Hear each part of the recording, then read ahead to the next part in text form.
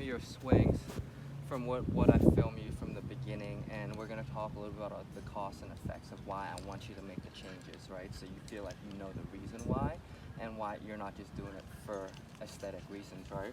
So go ahead and get into your posture here, old posture here for me earlier. What we see here is a lot of flexion at that hip, a lot of rounding in this shoulder. You could see that your shoulder blades is hanging way over the tippy, over your toes there, and you could see that that right arm is very dominant in this setup here. What that's going to do is actually it's going to limit your rotation with your hips, but it's actually going to increase a lot of this forearm rotation. That's why we see that in the very first frame.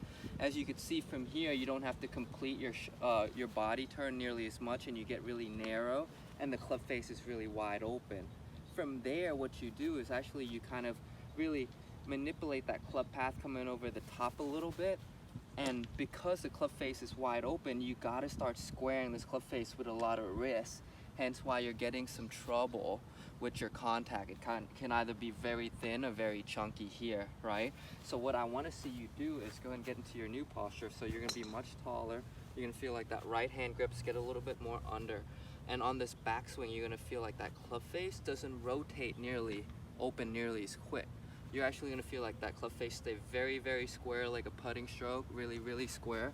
And the only way you're going to be able to complete that backswing is with a lot of body turn as you feel really wide.